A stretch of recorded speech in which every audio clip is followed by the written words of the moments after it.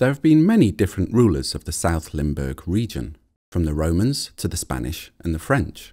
The cities and their surrounding landscapes are older than the relatively recent invention of national borders, and as such they are more consistent.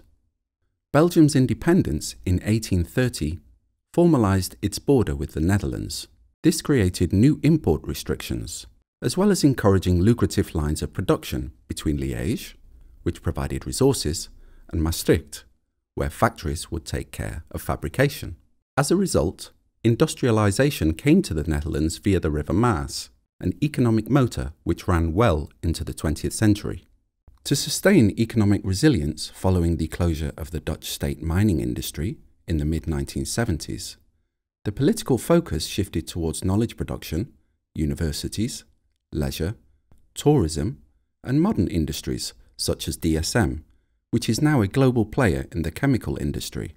Founded in 1991, the Maas-Rhine-Euro region covers an area of 11,000 square kilometres and is home to 3.9 million inhabitants. The region comprises parts of Belgium, Germany, and the Netherlands. And like other political interventions that create new territories, this region is only a political construction and has neither a capital nor a centre.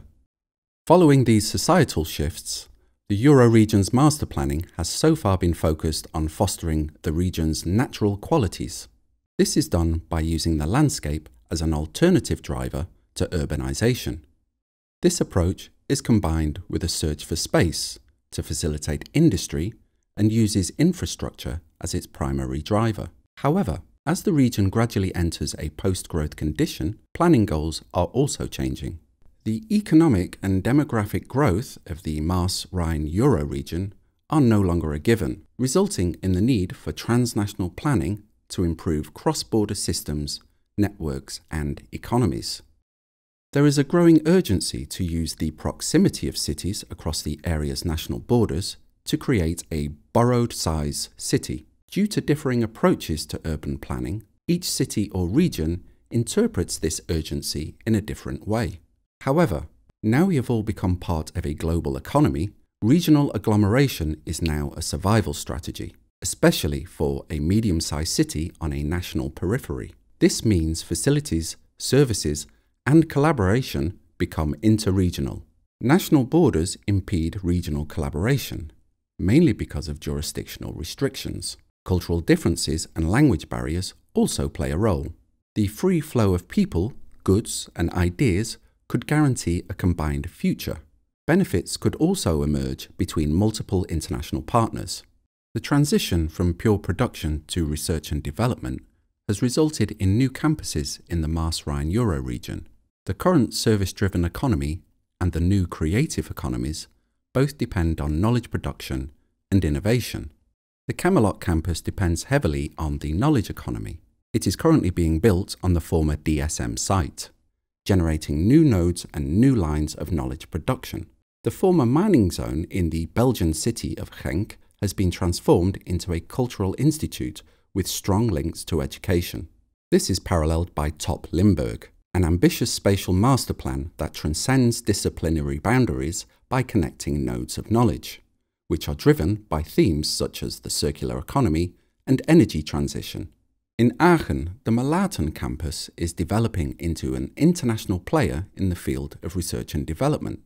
In Maastricht, the medical faculty, situated outside the city centre, is reshaping itself into the Maastricht Health Campus. It aims to facilitate spin-offs in research and development while improving the quality of its outdoor spaces. What is the role of planning in this context? The focus lies less on developing new urban green zones.